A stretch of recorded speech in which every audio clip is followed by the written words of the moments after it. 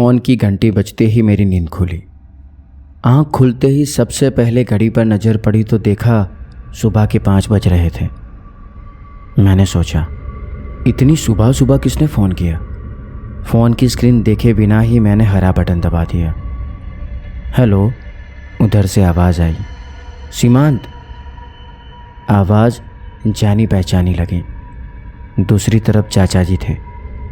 मैंने कहा, चाचा जी प्रणाम, खुश रहो। दिल्ली आ सकते हो क्या? उनका इतना कहना ही था कि मेरी पूरी नींद कहाँ छूमंतर हो गई पता ही नहीं चला। शरीर की सारी इंद्रियां अचानक ये संकेत देने लगी कि कुछ न कुछ तो गड़बड़ है। फौरन दिमाग में फिल्म चलने लगी कि क्या हुआ हो सकता है। कहीं दादी या फिर दादा या कोई और। दिल की बढ़ती धड़कनों को काबू करने की नाकाम कोशिश करने के बाद मैंने पूछा, चाचा जी सब ठीक तो है ना? सीमांत, अगर दिल्ली आ सकते हो तो फ़ौरन आ जाओ, बेहद ज़रूरी है बेटा। इतना कहकर चाचा जी ने फ़ोन काट दिया। दिमाग चक्कर गिन्नी की तरह घूम रहा था। मेरी तो कुछ भी समझ में नहीं आ रहा था कि क्या हुआ होगा। फ़ौरन पिताजी को फ़ोन लगाया। काफ़ी देर तक मोबाइल में टिन टिन की घंटी सुनाई देती रही, लेकिन पिताजी ने फ़ोन नहीं उठाया। मम्मी को फ़ोन किया, लेकिन उन्होंने भी फ़ोन नहीं उठाया।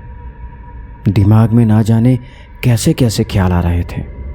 फिर मैंने अपनी बड़ी बुआ के बेटे को फ़ोन किया। शुक्र था कि उधर से आवाज़ आई, हेलो सीमांत भैया प्रणाम। सोनू, घर में सब ठीक है ना? हाँ, वैसे तो सब ठीक है। शालिनी दीदी की तबीयत थोड़ी सी ख़राब है, उन्हें लेकर दिल्ली गए हैं। दिल्ली गए हैं? क्या तबीयत ज़्यादा ख़राब है? नहीं, उनको दौरे पड़ रहे हैं, शायद दिमाग में कुछ हो गया है। शालिनी की तबीयत ख़राब है? पहले तो कभी इस तरह उसकी तबीयत ख़राब नहीं हुई। खैर, किसी तरह बॉस को फ़ोन करके हालत समझाई और दिल्ली जाने वाली ट्रेन पर चढ़ गया। अगले दिन सुबह करीब 9 बजे नई दिल्ली स्टेशन पर उतरा, ऑटो किया और सीधे घर पर पहुंचा। रास्ते भर दिमाग में ना जाने कैसे कैसे ख्याल आ रहे थे। घर पहुंचा तो देखा शालिनी अगले कमरे में ही बैठी है। फ़ौरन बोली, भैया आ गए? शालिनी तो बिल्कुल ठीक ठाक है, लेकिन घर में एक अजीब सा माहौल ज़रूर महसूस हुआ। नाश्ते के बाद चाचा से बात की तो सुनकर पैरों तले ज़मीन खिसक गई। कैसी बात कर रहे हो चाचा? शालिनी पर किसी भूत प्रेत का साया है? आपका दिमाग तो ठीक है? भूत वगैरह कुछ भी नहीं होता। यह सब एक वहम से ज़्यादा कुछ नहीं होता। मुझे तो आश्चर्य हो रहा है कि आप खुद एक डॉक्टर हैं, फिर ऐसी बहकी बहकी और अंधविश्वास की बातें कर रहे हैं। नहीं सीमांत, जब तक शालिनी को नहीं देखा था तब तक मेरे शब्द भी यही थे। भाभी या भैया तुम्हें सारी बातें बता देंगे। क्या माँ और पिताजी भी यहीं पर है? हाँ, वे भी कल ही आ गए थे। शालिनी के हाथ से एक लौंग लेकर पास के ही एक फ़कीर के पास गए हैं, बस आते ही होंगे। तुम्हारी चाची भी उन्हीं के साथ गई है। चाचा जी, ये मत भूलो कि ये 21वीं सदी है। आपको इस तरह की बातें करना जरा भी शोभा नहीं देती। बाहर वाले कमरे में शालिनी बैठी तो है, और वह भी एकदम फिट। मुझे तो वह किसी भी एंगल से बिल्कुल भी बीमार नजर नहीं आ रही। थोड़ी देर इंतज़ार करो सीमांत, जब तुम आँखों से देख लोगे तब सब आईने की तरफ साफ हो जाएगा और समझ भी जाओगे कि आखिर बात क्या है। चाचा जी के मुंह से ऐसी बात सुनकर मेरा दिमाग खराब हो रहा था। मैंने कभी इन सब बातों पर यकीन नहीं किया। कोरी बकवास के सिवा कुछ भी नहीं लगता था, लेकिन शायद मैं गलत साबित होने वाला था। किसे पता था कि कुछ क्षण के बाद मेरे जैसा विज्ञान में विश्वास करने वाला आदमी भी कुछ ही घंटों बाद ये यकीन करने वाला था कि हाँ, कोई दूसरी ऐसी भी ताकत होती है जिसका आज भी वजूद है। घंटी बजी। दरवाज़ा खोला तो देखा पिताजी के साथ माँ और चाची थी। सबके चेहरों पर एक अजीब तरह का डर साफ साफ नज़र आ रहा था। सबको प्रणाम किया। आशीर्वाद में वह पुरानी वाली बात नहीं थी। उन सभी के चेहरे के हाव भाव देखकर ऐसा लग रहा था मानो दुखों का बहुत बड़ा पहाड़ टूट पड़ा हो। चाची के हाथ में एक शीशी थी और उसमें पानी जैसा कुछ नज़र आ रहा था। थोड़ी देर में ही चाची ने चाचा और पिताजी को, फिर मुझे बुलाया। शालिनी दूसरे कमरे में आ गई थी। जैसे ही कमरे में घुसा, शालिनी के हाव भाव देखकर मुझे कुछ अजीब सा लगा। मैंने कहा, शालिनी क्या हुआ? शालिनी चुपचाप बैठी रही। थोड़ी देर तक वह मुझे अजीब नज़रों से घूरती रही। फिर चाचा की तरफ देखा, फिर खड़ी हो गई और बांग्ला में कुछ बोलने लगी, जिसका अर्थ हो रहा था, दादा ये तुमने ठीक नहीं किया। मैंने मना किया था ना, मुझे वहाँ पर नहीं जाना है। मुझे शालिनी को अपनी आंखों से देखकर और कानों से सुनकर भी खुद पर यकीन नहीं हो रहा था, क्योंकि वह धारा प्रवाह बांग्ला में बोल रही थी, जबकि उसका परिवार मैथिल था। शालिनी की आवाज़ किसी मर्द जैसी आवाज़ लग रही थी। 1 घंटे पहले तो उसकी आवाज़ बिल्कुल ठीक थी। अचानक इसे क्या हुआ? तभी चाची ने कहा, सीमांत जरा इसके हाथों को पकड़ना। भैया आप भी जरा इसे सख्ती से पकड़ ले। मैंने पापा को मना किया। अरे मैंने पकड़ा तो है, अब रहने दीजिए। मुझे अपनी बाजुओं पर यकीन था। सोचा शालिनी जैसी दुबली पतली लड़की को तो मैं आसानी से संभाल लूँगा। लेकिन कुछ ही पलों के बाद मुझे अपनी ताकत पर शक होने लगा। शालिनी के शरीर में पता नहीं अचानक इतनी ताकत आ गई कि वह मेरे नियंत्रण से बाहर होने लगी। खैर तभी पापा ने भी शालिनी को पकड़ लिया। लेकिन हम दोनों ये महसूस कर रहे थे कि इस वक्त शालिनी की ताकत हमसे कहीं ज़्यादा है। दिमाग एक बार फिर घूम रहा था कि जिन बातों पर मुझे यकीन नहीं था उस पर यकीन करना पड़ रहा था। लेकिन दिमाग के किसी कोने में अभी भी यही था कि यह कोई दिमागी बीमारी है, ना कि भूत प्रेत का साया।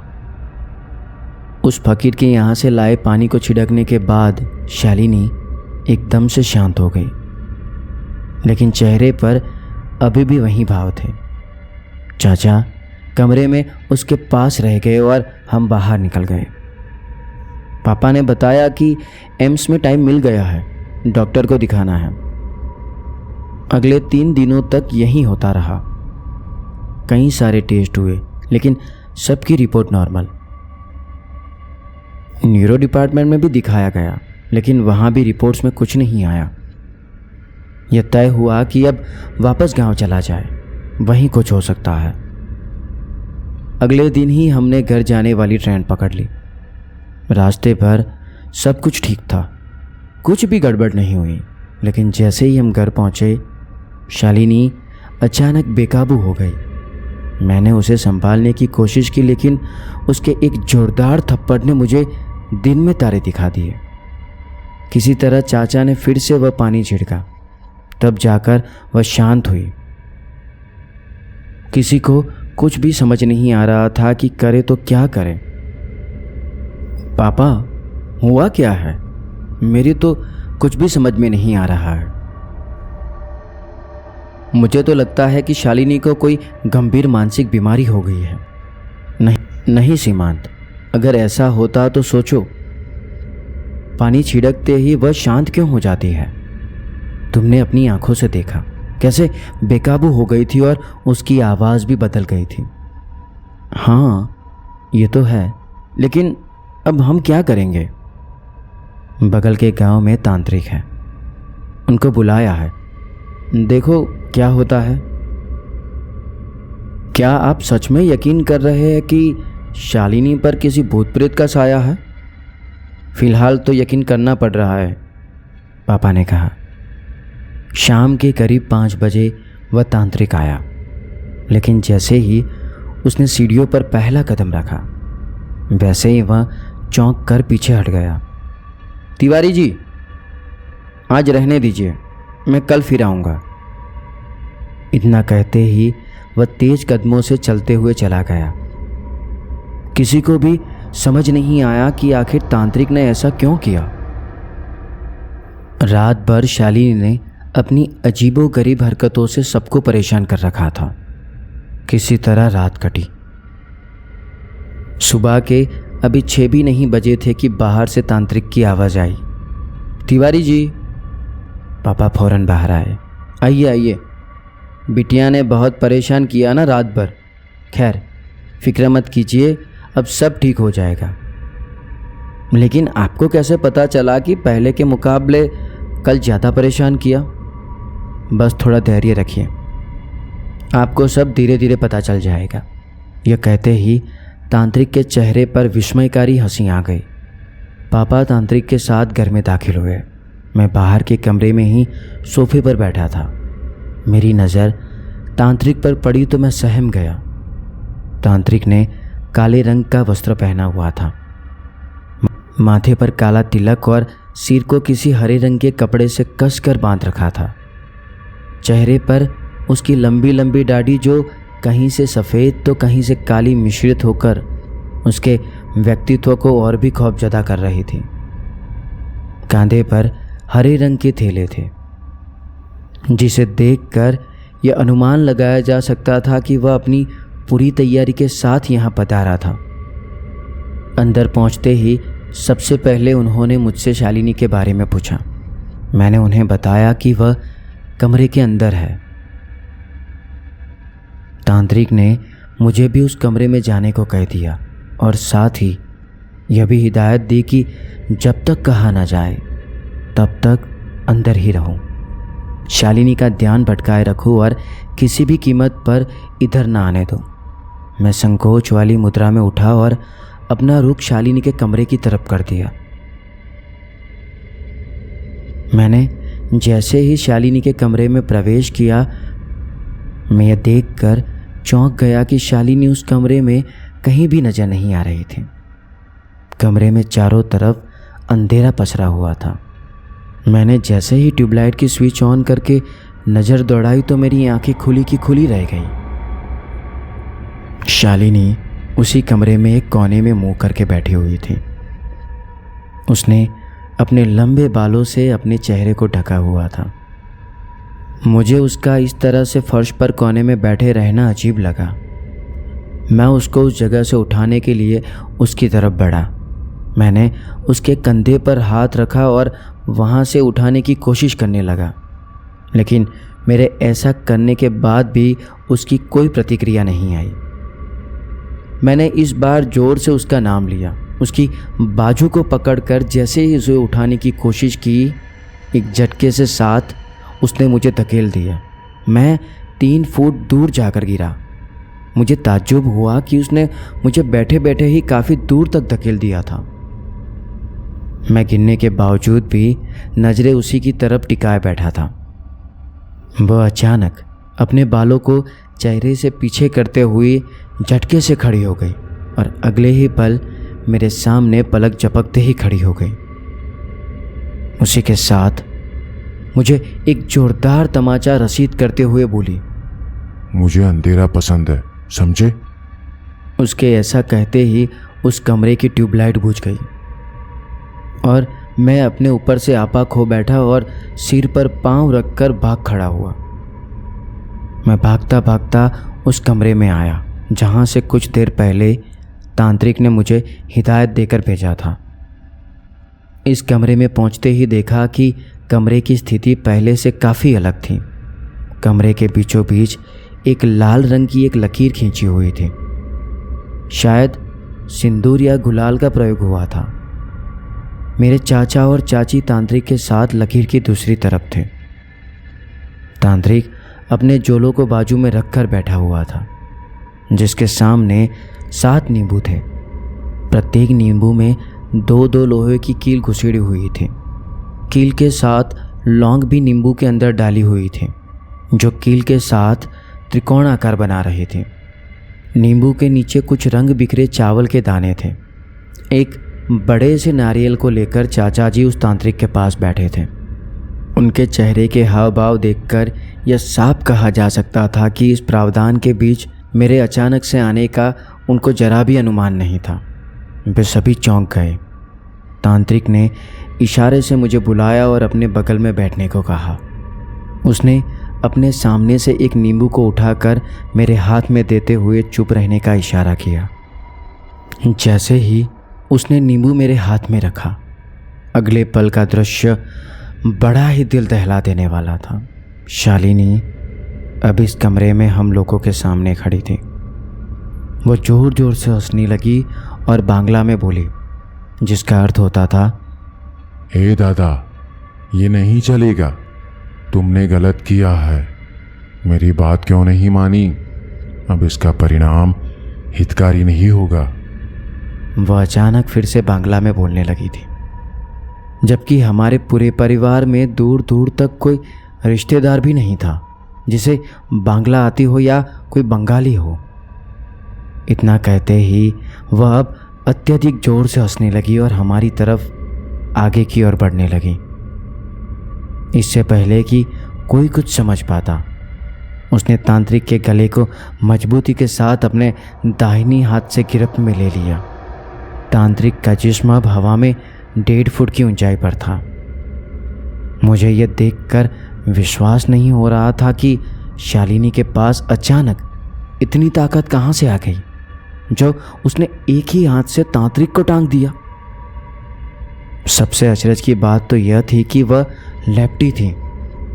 वह अपने पढ़ने लिखने से लेकर लगभग सारे काम अपने बाएं हाथ से तो करती थी, फिर आज इसने दाहिने हाथ से कैसे बल प्रयोग किया? वाकई वह बात बहुत हैरान करने वाली थी। तांत्रिक की स्थिति देखकर मेरा कलेजा मुंह में आ गया था।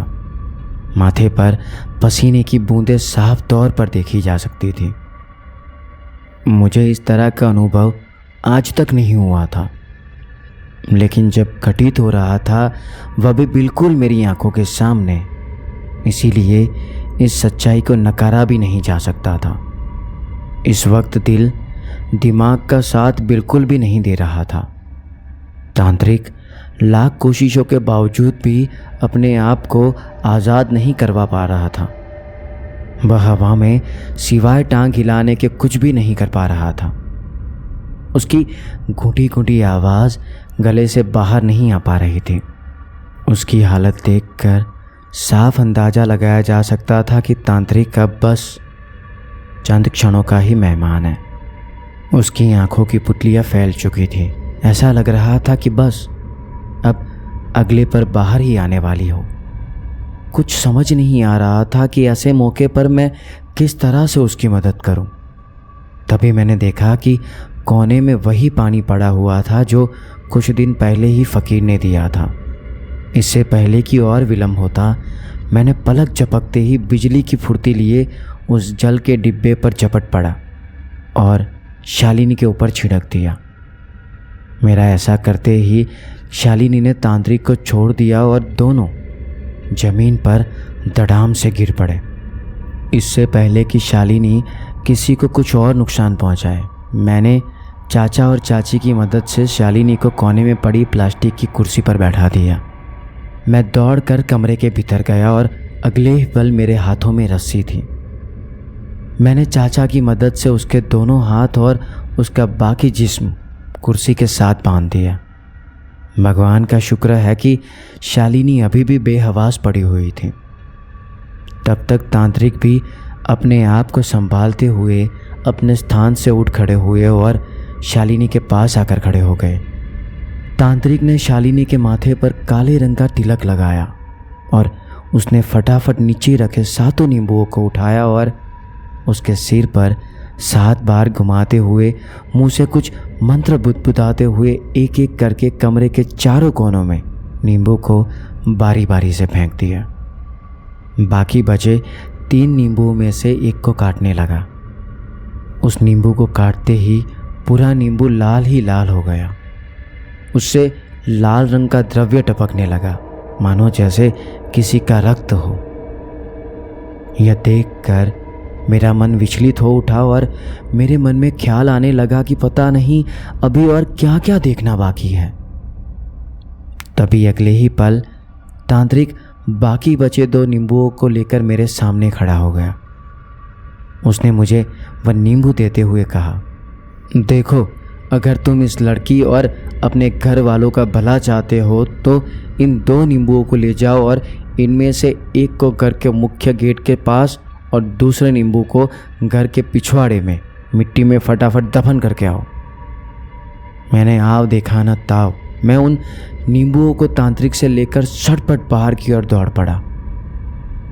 तांत्रिक के बताए अनुसार काम खत्म करके मैं कुछ ही पल में उस सभी के सामने था। शालिनी अभी भी कुर्सी से बंधी पड़ी थी और उसे अभी तक होश नहीं आया था। सबको इकट्ठा देखने से ये साफ पता चल रहा था कि वे कुछ जरूरी बात कर रहे थे जो शालिनी के संबंधित ही थे। हाँ तो तिवारी जी, आप कुछ बता रहे थे शालिनी के स्कूल के बारे में? तांत्रिक ने उत्सुकता वाले भाव से पूछा।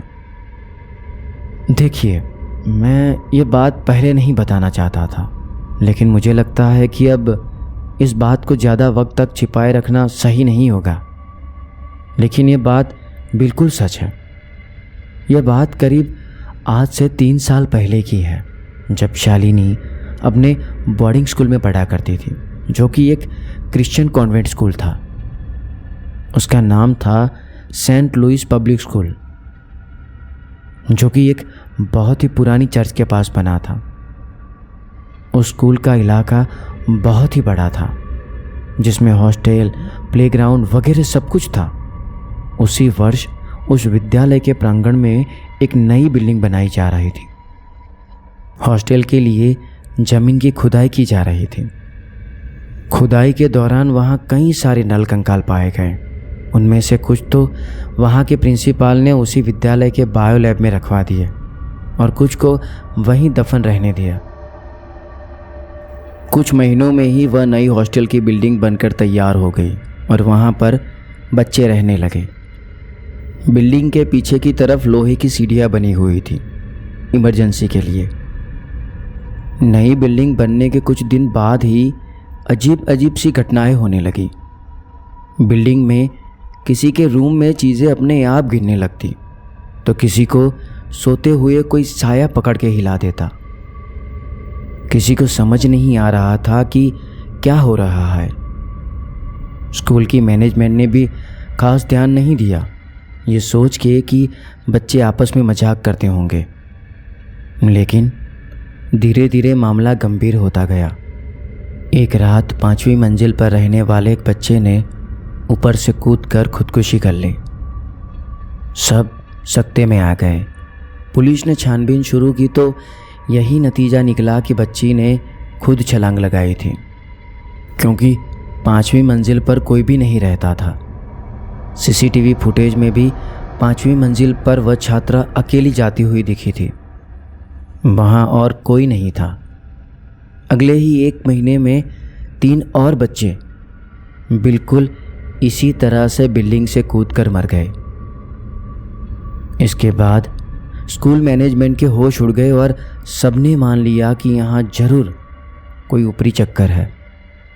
अगले ही दिन साथ वाले चर्च के बूढ़े फादर को बुलाया गया। वे उस लोहे की सीढ़ी के पास आते ही समझ गए कि यहाँ कुछ गड़बड़ है। उन्होंने प्रिंसिपल को बुलाकर उन सीढ़ियों को बंद करवा दिया और उसका शुद्धिकरण किया। बूढ़े फादर ने बताया कि जहाँ पर बिल्डिंग बनी थी वहाँ बहुत साल पहले एक पुराना सा कब्रिस्तान हुआ करता था और भूतों का पूरा कबीला यहाँ पर रहता था। बिल्डिंग बनने से वो सारे भूत बहुत नाराज़ हो गए हैं, इसीलिए यहाँ ये सब हरकतें हो रही है। जो बच्चे बिल्डिंग से कूदे हैं वे अपनी मर्जी से नहीं, बल्कि ज़बरदस्ती भूतों ने उन्हें धक्का दिया था। फादर वहाँ पर हर फ्राइडे को आते और होली वाटर से उस जगह की शुद्धिकरण कर जाते। धीरे धीरे सारी अजीब हरकतें कम होती चली गई, लेकिन बिल्कुल बंद तो नहीं हुई थी, क्योंकि उसके बाद भी कई बच्चों ने बताया कि उनके कमरे का सामान इधर उधर हो जाता है। लेकिन खुदकुशी का कोई केस दोबारा नहीं हुआ। मैंने इस घटना के बावजूद शालिनी को वहीं रहने दिया, क्योंकि अगले साल उसके 10वीं की बोर्ड की एग्ज़ाम थी। मैं नहीं चाहता था कि उसकी पढ़ाई में किसी तरह की दिक्कत आए। उसके बाद शालिनी 2 साल और स्कूल में पढ़ी। उसे कुछ समय तक कुछ ऐसा महसूस नहीं हुआ। वहाँ रात में ज़रूर उन सीढ़ियों के पास से जाने से बच्चों को डर लगता था, लेकिन मैस जाने का रास्ता उधर से ही गुजरता था। अभी पिछले महीने की ही बात है। एक रात मैस में खाना खाने के बाद वह अपने कमरे की तरफ जा रही थी कि तभी उसके कदम अपने आप ही 5वीं मंजिल की तरफ बढ़ चले। जैसे ही वह 5वीं मंजिल पर पहुंचने वाली थी कि तभी उसकी रूममेट हॉस्टल वार्डन के साथ वहां पर पहुंच गई। जब शालिनी से पूछा गया तो उसके पास कोई जवाब नहीं था कि वहां तक वह कैसे आई। उसे बस इतना ही पता था कि वह डिनर करने के बाद अपने कमरे की तरफ जा रही थी। सुबह जब शालिनी उठी तो देखकर सहम जाती है कि उसके कमरे का सारा सामान बिखरा पड़ा है। कुछ दिनों तक शालिनी और उसकी रूममेट प्रियंका चुप ही रहती है और किसी से इस घटना का जिक्र नहीं करती। लेकिन आगे चलकर यह चुप्पी उन दोनों की सबसे बड़ी गलती बन जाएगी, ये किसी को पता नहीं था। एक रात गर्ल्स हॉस्टल में हंगामा हो गया। हॉस्टल के बाहर से काफ़ी सारे बच्चों के रोने की और चीखने की आवाज़ आई। शालिनी ने अपनी रूममेट प्रियंका को उठाया, जो कि काफ़ी गहरी नींद में सो रही थी। लाख कोशिश के बाद भी जब वह अपने बिस्तर से उठने को तैयार नहीं हुई, तब शालिनी मजबूरन अकेली ही बाहर निकल पड़ी। उसने उस आवाज़ का पीछा किया और हॉस्टल के पीछे पहुंच गई, जहां पर लोहे की सीढ़ियां ऊपर की तरफ जाती थी। वहां पहुंचते ही उसकी आंखें ये देखकर खुली की खुली ही रह जाती है कि वहां हॉस्टल की सारी लड़कियां और हॉस्टल की वार्डन एक कोने में खड़ी थी। एक पुलिस अधिकारी अपने कुछ कांस्टेबल के साथ गोल घेरा बनाए खड़े थे। कुछ फोटोग्राफर तस्वीरें ले रहे थे। जैसे ही शालिनी वहां पर पहुंची तो वार्डन ने लपक कर शालिनी को गले से लगा लिया और काफ़ी देर तक ऐसे ही लिपटी रही, जैसे कि शालिनी को इस वक्त सांत्वना की सबसे ज़्यादा ज़रूरत हो। जब हॉस्टल के सारे बच्चे शालिनी की तरफ दया भाव से देखने लगे तो शालिनी को शक हुआ कि जरूर दाल में कुछ काला है। उसने अपने वहम को दूर करने के लिए उस तरफ रुख किया जिधर कांस्टेबल ने घेरा बनाया हुआ था। शालिनी ने ध्यान से देखा तो वहाँ किसी लड़की का शरीर पड़ा हुआ था और उस शरीर के चारों तरफ खून बहा हुआ था। यह स्थिति देखते ही वह समझ गई कि आज भी किसी ने हॉस्टल की 5वीं माले से छलांग लगाई है। वह यह देखने के लिए और आगे बढ़ती है कि आखिर वह लड़की है कौन। लेकिन जैसे ही उसकी नज़र नीचे पड़े जिस्म के चेहरे पर पड़ती है, वह बहुत तेज चीख के साथ वहीं बेहोश हो जाती है। जब उसे होश आता है तब वह अपने इर्द गिर्द हॉस्टल की वार्डन और उसी हॉस्टल की कुछ लड़कियों को पाती है। यह देखते ही वह झटके के साथ उठ बैठती है और उसके आंसुओं की धारा फूट पड़ती है। थोड़ी देर बाद नॉर्मल होती है। तब वह वार्डन को बोलती है कि प्रियंका किधर है। उसकी वार्डन उसे समझाती है कि बेटे वह तो उस दुर्घटना का शिकार हो गई जो पिछले कई महीनों से होती चली आ रही है।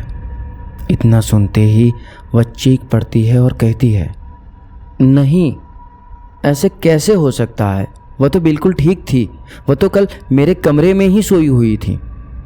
वार्डन इसे शांत करते हुए बोलती है, बेटा वह तुम्हारे साथ ही सोई थी, लेकिन जब तुम नींद की आगोश में थी तब वह उसी 5वीं मंजिल की तरफ चली गई थी जहां यह दुर्घटना घटित हुई। शालिनी ने बताया, आप समझने की कोशिश क्यों नहीं कर रहे? मेरा यकीन करो, जब मैं कल रात को आप लोगों की चीख सुनकर बाहर आई थी तब मेरे पास मेरे बाजू वाले बिस्तर में ही वो सोई थी। मैंने उसे उठाने का प्रयत्न भी किया, लेकिन उसने बाहर आने से मना कर दिया। इसीलिए मैंने उसे अकेला छोड़ दिया और बाहर का शोरगुल सुनकर मैं अकेली वहां आ गई थी। वार्डन ने धीरे से शालिनी की बात सुनी और बोली, देखो, मैं समझ सकती हूँ कि इस वक्त तुम पर क्या गुजर रही है। वह तुम्हारी रूममेट थी, इसीलिए तुम्हारी दोस्त भी रही थी। मुझे लगता है इस घटना का तुम्हारे दिल और दिमाग पर गहरा असर पड़ा है, इसीलिए तुम्हें इस वक्त खुद को संभालना होगा। इतना कहकर वार्डन वहाँ से चली गई। लेकिन उस दिन के बाद शालिनी के जहन में खौफ कुछ ज़्यादा ही घर कर गया था, क्योंकि अक्सर रात में उसे कमरे में किसी की मौजूदगी का एहसास होता रहता था। उसने वार्डन को इस अजीब सी घटना के विषय में जानकारी दी, लेकिन सभी ने उसे नकार दिया। सभी ने यही सोचा कि उसकी करीबी होने के कारण उसके दिमाग पर असर हुआ है। कुछ दिन तक ऐसा ही चलता रहा।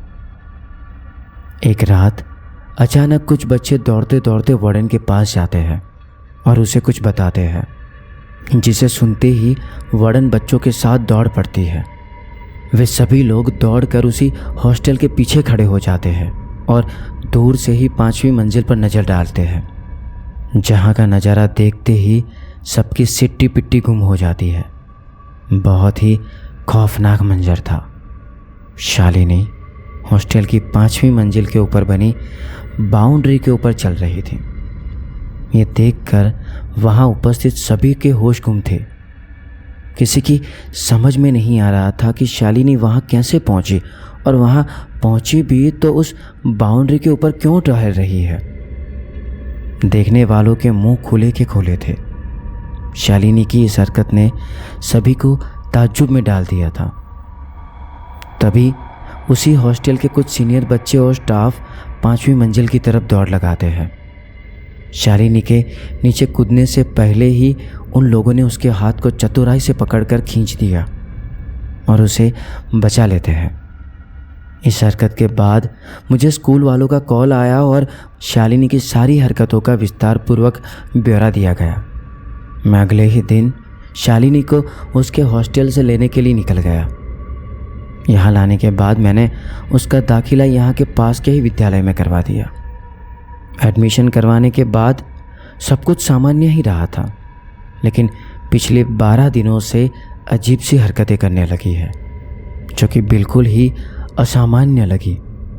कभी रात को छत पर तो कभी अंधेरा करके अपने कमरे के कोने में दीवार की तरफ मुंह करके बैठे रहने लगी। एक रात तो इसने हद कर दी। मैं पिछले रविवार को बाजार से मछली लेकर आया था। उस दिन हम वर्ल्ड कप का फाइनल मैच देख रहे थे। घर में सभी ने सोचा कि मैच खत्म होने के बाद ही मछली का आनंद लिया जाएगा। अभी जब मैच की एक इनिंग खत्म हुई तभी अजीब सी दुर्गंध और खच खच की आवाज़ ने सबका ध्यान इन हरकतों की तरफ खींचा। शालिनी की मम्मी उस आवाज़ का पीछा करते हुए रसोई घर की तरफ जाती है और तेज चीख के साथ भागी भागी आती है, इससे पहले कि किसी के कुछ समझ में आता। मैंने शालिनी की मम्मी को आराम से सोफे पर बैठाया। मैंने उस चीख के पीछे का कारण जानना चाहा तो उसने रसोई घर की तरफ इशारा किया। मैं दौड़कर उस तरफ भागा और यह देखकर अवाक रह गया कि शालिनी रसोई घर में स्लैब पर बैठी थी और जो मच्छी मैं मार्केट से लाया था उसे कच्चा ही कच कच करके चबा रही थी। यह देखकर मुझे डर से ज़्यादा घिन आ रही थी कि कोई ऐसे राक्षस की तरह कैसे खा सकता है। मैंने उसे रोकने के लिए जैसे ही उसका हाथ पकड़ा, उसने मुझे ज़ोर से धक्का दिया। उसकी वजह से मैं काफ़ी दूर तक गिर पड़ा। मेरे सिर पर गंभीर चोट आई थी। थोड़ी देर कराने के बाद मैं उठा तब तक तेरी चाची भी आ गई थी। हम दोनों ने शालिनी को ज़ोर से पकड़ा, लेकिन वह बार बार किसी मर्दानी आवाज़ में बांग्ला में कुछ बोल रही थी। हम लोग उसे सामान्य स्थिति में करने की लाख कोशिश करते रहे थे, लेकिन उस पर नियंत्रण करना बहुत ही मुश्किल हो रहा था। लगभग आधे घंटे में वह पूरी तरह से नियंत्रण में आई। उसकी इन हरकतों ने हमें पूरी तरह से ये मानने पर विवश कर दिया था कि कोई बाहरी शक्ति है जिसका सामना करना हमारे वश में नहीं था। दिन प्रतिदिन इसकी अजीब तरह की हरकतें बढ़ती जा रही थीं, जो कि किसी भी आम आदमी के लिए बर्दाश्त करने के बाहर था।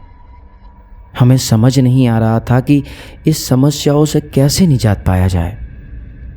मैंने अपने एक दोस्त की मदद से दिल्ली में एक फ़कीर बाबा की सहायता ली थी।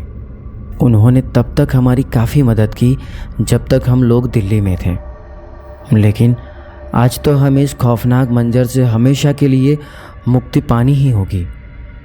अभी चाचा ने अपनी बात पूरी भी नहीं की थी कि शालिनी कुर्सी पर बंधी बंधी चीखने लगी, जो बांग्ला में कुछ कह रही थी, जिसका अर्थ होता था, ए दीवारी बाबू, खूब बढ़िया, मुझे तुम कब तक कुर्सी से बांधोगे? तुम्हारा सर्वनाश होने से कोई नहीं रोक सकता। तांत्रिक ने फटाफट पास ही पड़े धारदार चाकू से काले मुर्गे का सिर धड़ से अलग कर दिया और मुर्गे के धड़ को शालिनी के खोपड़ी से लगभग 1 फुट की ऊंचाई से टप टप खून टपकाने लगा, जो सीधे शालिनी के चेहरे पर पड़ रही थी। अचानक शालिनी ने अपना मुंह खोल दिया और अपने मुंह के अंदर से जीभ को बाहर निकालने लगी। अब उस काले मुर्गे का खून सीधे शालिनी के जीभ पर पड़ रहा था और वह उसे घट घट कर पिए जा रही थी, मानो जैसे वर्षों से प्यासी हो। पूरा चेहरा रक्त के लाल छींटों से भयावह दिख रहा था। थोड़ी देर में वह कुर्सी समेत अपनी जगह पर खड़ी हो गई और जोर जोर से चीख रही थी, अभी मुझे और खून चाहिए, मेरी प्यास अभी नहीं बुझी। वह पहले से भी और भी ताकतवर और खतरनाक हो गई थी। वह ठहाके मार मार कर हंस रही थी और रह रहकर चीख कर अपनी प्यास बुझाने की बात कर रही थी। बड़ी ही खौफनाक दशा थी वह मेरे लिए। तांत्रिक ने चाचा और चाची को शालिनी पर अपनी पकड़ तेज करने के लिए कहा और अपने काले थैले से एक नर कंकाल की खोपड़ी निकाली और अपने एक हाथ पर रखते हुए दूसरे हाथ से एक और हड्डी निकाली, जो उस नर कंकाल की हाथ की ही लग रही थी। वह उस हड्डी को कंकाल खोपड़ी के ऊपर गोल गोल घुमाते हुए कोई मंत्र उच्चारण कर रहा था। वह जैसे जैसे कंकाल खोपड़ी के ऊपर हरकतें करता, शालिनी अपनी जगह पर तिल मिलाने लगती और पूरी कोशिश करती कि किसी तरह वह उस रस्सियों से आज़ाद हो जाए। वैसे तो मुझे बिल्कुल भी डर नहीं लगता, लेकिन जब इन चीज़ों से सामना होता है तो थोड़ा डर लग ही जाता है। लगभग 15 से 20 मिनट तक यह खेल चलता रहा। अब तांत्रिक शालिनी के बिल्कुल सामने ही खड़ा था। बोल, तू कौन है और इस बच्ची को क्यों परेशान कर रही है? सख्त आवाज़ के साथ तांत्रिक ने पूछा। मैं कुछ नहीं बोलूँगी, सर्वनाश होगा, कोई नहीं बचेगा, उसने बांग्ला में ये कहा। बता, तुझे बताना तो होगा, तू क्यों इस बेचारी को परेशान कर रहा है? आखिर तू चाहता क्या है? इस बार तांत्रिक ने रौबदार होते हुए पूछा और उस पर वही जल छिड़कते हुए बोला। अभी जो आवाज़ बराई सी आ रही थी, अब वह रुआंसी आवाज़ में बोली, मैं सच सच बोलूँगी। उसके इस तरह अचानक रोने की आवाज़ ने हमें पिघला दिया।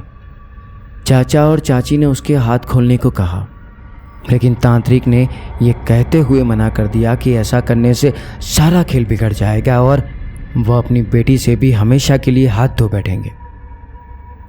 अब आई ना लाइन पर, बोल, तू कौन है और क्यों परेशान कर रही है?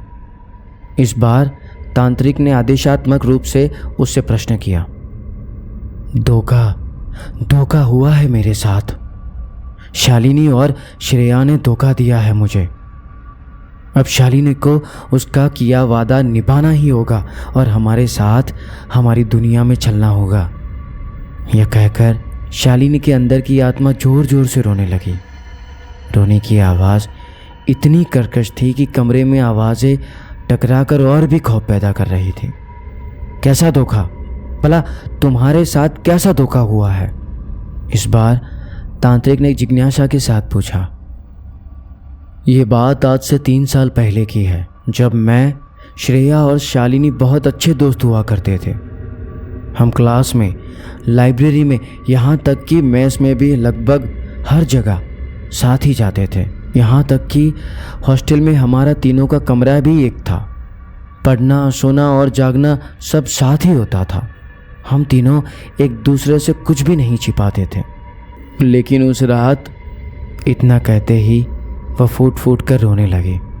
आखिर उस रात क्या हुआ था तुम्हारे साथ? बताओ, आखिर ऐसा क्या हुआ था जिसका बदला तुम लेने को आतुर हो?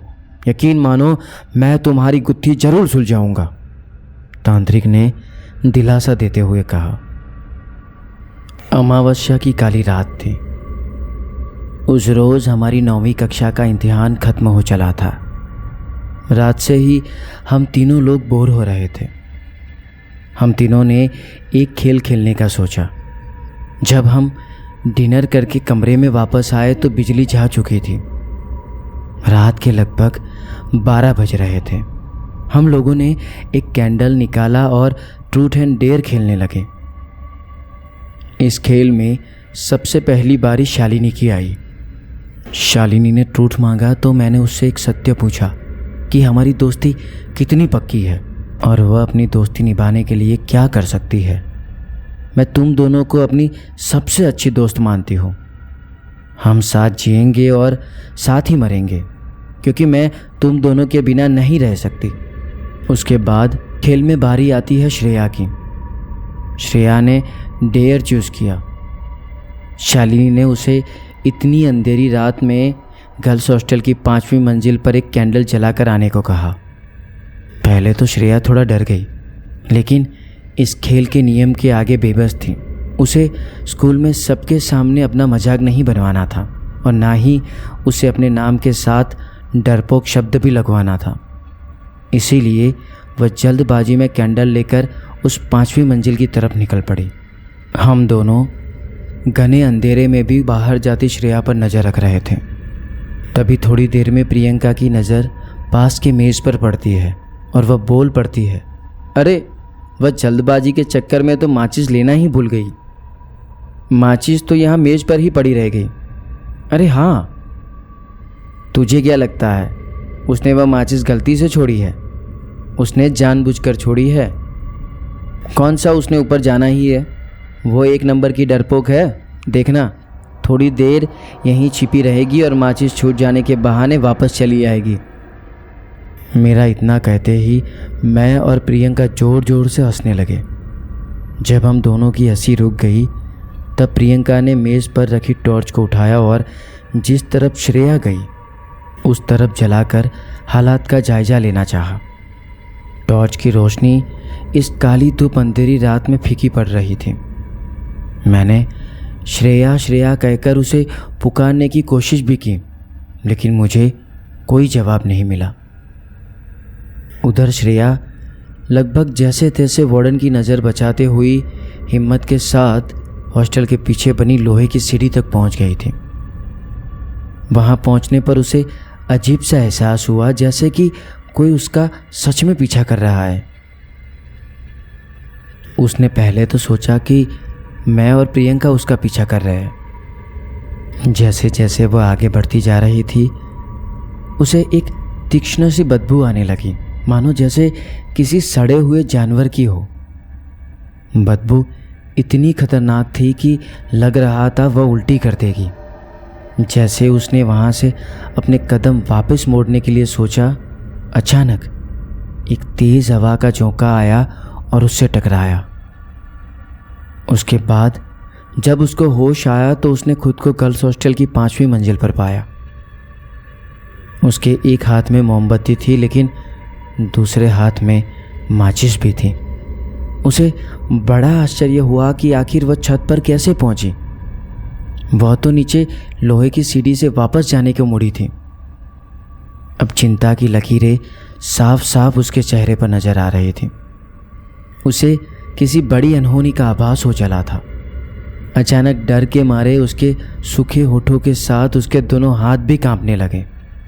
तभी उसकी नज़र उसके दूसरे हाथ पर पड़ी और एकदम से सिहर उठी। वह दिमाग पर जोर देते हुए बुदबुदाई कि आखिर उसने वह माचिस की डिब्बी तो जानबूझकर वहीं मेज पर छोड़ दिया था, तो फिर ये उसके हाथ में कैसे आई? उसे कुछ समझ नहीं आ रहा था कि भला यह कैसे हो सकता है। तभी उसके दिमाग में विचार आया कि जब वह इतनी ऊपर आ ही गई है तो क्यों न कैंडल को जलाकर वापस जाकर अपनी बहादुरी का परिचय दिया जाए। उसने माचिस की तीली निकाली और कैंडल को एक बार में ही जला लिया। जैसे ही वो मुड़कर चलने को हुई तो उसे एहसास हुआ कि किसी ने उसका नीचे से पायजामा पकड़ लिया है, जबकि वास्तविकता इससे बिल्कुल परे थी। तेज हवा चलने की वजह से उसका पायजामा वहीं निर्माणाधीन इमारत की छत पर किसी सरिये में फंसा पड़ा था, लेकिन उसकी पीछे मुड़कर देखने की हिम्मत नहीं हुई और डर उस पर इतना हावी हुआ कि वह अपना होश खो बैठी और बदहवाश होकर बेहोश हो गई। और इसी वजह से वो 5वीं मंजिल की छत से नीचे गिर पड़ी। उसकी आखिरी चीख के साथ वह हमेशा के लिए हम दोनों से अलविदा हो गई। हम दोनों ने उसकी चीख सुनी और हम डर के मारे वहीं कमरे में एक दूसरे को पकड़कर लिपटे रहे और पूरी रात खौफ के साए में ही गुजार दी। उसकी बात सुनकर फकीर चीख पड़ा, तुम इतने विश्वास के साथ उस पर बीती घटनाओं के बारे में कैसे जानते हो? तुम तो ऐसे एक एक बात बता रही हो जैसे खुद उसने तुम्हें सारी बात बताई हो। शालिनी बोली, यह मत भूलो कि मैं एक आत्मा हूँ। मैं शालिनी के जिस्म में जरूर हूँ, लेकिन मैं शालिनी नहीं बल्कि श्रेया हूँ। मैं प्रियंका और शालिनी से किया वादा अपनी मौत के बाद भूल गई थी, लेकिन जब उसने भी मुझे अपने पास बुलाया तो मुझे सारी बातें बताई। हम दोनों यहाँ बहुत खुश हैं, बस शालिनी की कमी खलती है, लेकिन वह कमी भी बहुत जल्द ही पूरी हो जाएगी। उसे अपना वादा याद कराने की बहुत कोशिश की, लेकिन वो हमारे साथ इस दुनिया में आने को बिल्कुल भी तैयार नहीं है। उसे आना ही होगा। यह कहते ही शालिनी के अंदर छिपी श्रेया जोर जोर से दहाड़े मार के हंसने लगी। तुम किसी के साथ जबरदस्ती नहीं कर सकती, उसे खुदा के लिए बख्श दो।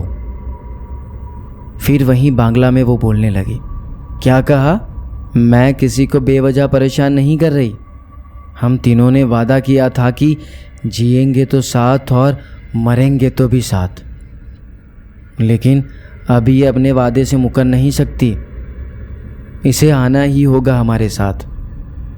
यह कहते ही वह अपने आप को उस रस्सी के बंधन से मुक्त करवाने के लिए जी तोड़ कोशिश करने लगी। देखते ही देखते वह रस्सी को तोड़कर हम लोगों के सामने खड़ी थी। बहुत हुआ तेरा मचपच तांत्रिक के बच्चे। यह कहते ही उसने अपने दोनों हाथों से तांत्रिक को दबोचा और किसी बॉल की भांति उसको उठाकर दीवार की तरफ फेंक दिया। हम लोग वहां बूत बने देखते ही रह गए। किसी की हिम्मत नहीं हो रही थी कि शालिनी को रोकें। वह अब धीरे धीरे हम लोगों की तरफ ही बढ़ रही थी कि तभी अचानक तांत्रिक ने अपनी शक्तियों को बटोरते हुए उसके पांव को पकड़ लिया ताकि वह आगे हमारी ओर न बढ़ सके। तांत्रिक का ये प्रयास सफल रहा और वह उसका ध्यान भटकाने में कामयाब रहा। शालिनी अब तांत्रिक की तरफ मुड़ी और उसने फिर से तांत्रिक को पलक झपकते ही ऊपर उठा लिया। इससे पहले कि बहुत देर हो जाए, मैं तपाक से अपनी जगह से उठा और तांत्रिक को पीछे से जाकर पकड़ लिया। मेरी पकड़ बहुत ही मजबूत होगी ऐसा सोचना बेकार था, क्योंकि अगले ही पल हम दोनों हवा में झूल रहे थे। शालिनी ने अपने दोनों हाथों से हम दोनों को टांग लिया था। मेरी आंखों के सामने अंधेरा छाया हुआ था। मुझे मेरा अंत निकट दिखने लगा था। उसने तेज झटके से हम लोगों को हवा में फेंक दिया और हम दोनों दीवार पर जा टकराए। हम जैसे ही फर्श पर गिरे, उसके बाद वो ज़ोर ज़ोर से हंसने लगी और उसकी हंसी की आवाज़ कमरे में गूंज उठी। उसकी इस हंसी के कारण कमरे में मौजूद सभी की हालत ख़राब होने लगी थी। तभी अचानक हवा तेज़ हुई, खिड़की खुल गई और तेज़ हवा के झोंके के साथ खोल बंद होने लगी। बिजली ने भी अपना खेल दिखाना शुरू कर दिया। वह भी खिड़की का साथ देने लगी और बार बार वह भी आने जाने लगी। अब लाइट बिल्कुल ही बंद हो गई और चारों तरफ घना अंधेरा हो गया। हम सब ने डर के मारे एक दूसरे का हाथ कसकर पकड़ लिया। मेरी चाची ने डर के मारे हनुमान चालीसा का पाठ शुरू कर दिया। उनकी इस मंत्रोच्चारण का प्रयोग करना हमें अच्छा लगा और हम सभी ने उनका साथ दिया। लगभग 5 मिनट बाद लाइट आई तो हमें थोड़ी राहत का एहसास हुआ, जैसे किसी डूबते को तिनके का सहारा होता हो। मैंने इधर उधर नज़र दौड़ाई तो शालिनी कहीं भी नज़र नहीं आई। यह देखकर हम लोगों ने राहत की सांस ली, लेकिन हमें कुछ ज़्यादा ही सुना सुना माहौल लगा। हमें लगा कि अचानक से इतनी शांति कैसे हो गई। हमने पीछे मुड़कर देखा तो चौंक गए। शालिनी उसी कमरे में एक कोने में हमारी तरफ मुंह करके बैठी थी। जैसे ही हम लोगों की नज़र उस पर पड़ी, वह तेज़ तेज़ दहाड़े मार मार कर रोने लगी। उसका इस कदर रोना चाची को बर्दाश्त नहीं हुआ और वह उसकी तरफ बढ़ चली। उसने अपना चेहरा अपने लंबे लंबे बालों से ढक रखा था। चाची ने उसके बालों में प्यार से हाथ फेरा ही था कि वह चाची से लिपट कर रोने लगी। साथ ही साथ बोलने लगी, माँ मुझे बचा लो माँ, मैं मरना नहीं चाहती, मुझे अभी ज़िंदगी में बहुत कुछ करना है माँ। ये शब्द चाची के कानों में पड़ते ही चाची की आंखों से आंसू बहने लगे। अभी मुश्किल से 5 मिनट भी नहीं हुए थे कि अचानक चाची की आवाज़ चीख में बदल गई। वे दर्द से कराह रही थी और शालिनी हंसते हुई अपनी बाजुओं की पकड़ चाची पर मजबूत करती जा रही थी। वह पीड़ा उनके बर्दाश्त से बाहर होता देख मैं और चाचा चाची की तरफ लपक पड़े। हम दोनों ने शालिनी के दोनों हाथों को पकड़ लिया, उसकी पकड़ ढीली करवाई। तब तक तांत्रिक भी हमारी मदद करने आ पहुंचा था। चाची अब शालिनी से मुक्त हो चुकी थी और शालिनी हमारे गिरफ्त में थी। उसको पकड़कर हम लोगों ने बिस्तर पर बांध दिया। अब वह बर्दाश्त से बाहर हो चुकी थी, इसीलिए ऐसा करना लाजमी था। तभी मुख्य दरवाजे पर खटखट की दस्तक हुई। चाचा मन मार कर दरवाजे की तरफ बढ़े और धीरे से दरवाजे के एक ही पाले को खोलते हैं। दरवाज़ा खोलते ही उन्होंने राहत की सांस ली। दरवाजे पर पापा के साथ 2 लोग और थे जो तांत्रिक के जैसे ही हूबहू कपड़े पहने हुए थे। वे भी पापा के साथ कमरे के अंदर दाखिल हो गए। उन्हें अंदर आता देख तांत्रिक की बाहें खिल गई और बोला, आओ चलो, किधर रह गए थे? गुरुजी, ये गंगा जल लाने में थोड़ा समय निकल गया। ध्यान से सुनो, तुम लोग जल्दी सारा सामान निकाल कर हवन कुंड को प्रज्वलित करो और तब तक मैं इसका ध्यान भटकाने की कोशिश में लगा रहता हूँ। गुरु की आज्ञा सुनते ही दोनों चेले फटाफट दूसरे कमरे में झोला लेकर भागे। पलक झपकते ही हवन कुंड को सजाने के बाद प्रज्वलित कर दिया और गुरु के कान में कुछ फुसफुसाया। क्या हुआ तांत्रिक जी, कोई परेशानी वाली बात तो नहीं है ना? पापा ने तांत्रिक से पूछा। नहीं, घबराने वाली कोई बात नहीं है, लेकिन इतना कहते हुए तांत्रिक रुक गया और उसने अपने एक चेले की तरफ इशारा किया। उसके बाद तांत्रिक के चेले ने पापा के कान में कुछ कहा, जिसे सुनने के बाद पापा चीख पड़े। क्या बेवकूफ़ जैसी बात कर रही हो? भला ऐसा कैसे कर सकता है कोई? नहीं नहीं, ना ही लहू कोई कैसे, मुझे तो सोचकर ही कंपकपी छूट रही है। तभी तांत्रिक बोला, सबसे पहले ये समझना जरूरी है कि यह सब शालिनी के साथ ही क्यों हो रहा है। क्या आप लोगों ने कभी गौर किया है कि शालिनी के जिस्म में उसकी दोस्त श्रेया और प्रियंका की जगह एक और आत्मा भी कभी कभी प्रवेश करती रहती है जो बांग्ला में बात करती है। अब इसका जिस्म आम इंसानों की तरह नहीं रह गया है। यह आत्माओं के प्रवेश होने के लिए सबसे मनपसंद घर बन चुका है। मेरा यकीन कीजिए, मैंने तो आपको उपाय बताए हैं, उसके सिवाय हमारे पास कोई रास्ता नहीं है। तांत्रिक ने सभी को समझाते हुए एक बात कही। उसने यह कुछ अलग हटकर बात कही थी जो अभी तक किसी के दिमाग में नहीं आई थी। यह तो हम लोगों में से किसी ने भी नहीं सोचा था, चाची ने कहा। तांत्रिक ने कहा, इस उपाय को करने से शालिनी के जिस्म में श्रेया और प्रियंका दोबारा नहीं आएगी, इसकी मैं गारंटी देता हूँ। लेकिन बंगाली आत्मा बहुत ही ज़्यादा रुष्ट है, क्योंकि वह आज भी काफ़ी सालों से भटक रही है। जहाँ शालिनी के स्कूल का नया गर्ल्स हॉस्टल बना है, वहाँ वर्षों पहले बांग्लादेशी के रेफ्यूजी रहा करते थे। उन्हें वहाँ रहते हुए काफ़ी साल हो चुके थे और उस जगह को अपनी जगह मान बैठे थे। काफ़ी बातचीत के बाद भी वे उस जगह को छोड़कर जाने को राज़ी नहीं हुए। तब मजबूरन उस जगह के मालिक ने रातों रात सबको मरवा दिया। 20 से ज़्यादा परिवार वहाँ रहा करते थे। असमय मौत होने की वजह से उनकी आत्मा आज भी इंतकाम की आग में भटक रही है। जब से उस जगह पर दोबारा खुदाई होकर नई बिल्डिंग के लिए काम शुरू किया गया, तब से ये आत्मा उस काम में अड़चन पैदा कर रही है और लोगों की जान भी ले रही है। इसका कोई ना कोई तो उपाय होगा तांत्रिक जी, मेरे चाचा ने इस समस्या से निजात पाने हेतु प्रश्न किया। यदि उस हॉस्टल के आसपास ही कोई मंदिर या चर्च बनाकर उस जगह की शुद्धिकरण कर दी जाए तो ऐसी समस्या कभी भविष्य में नहीं होगी। यह कहकर तांत्रिक मुस्कुरा दिया।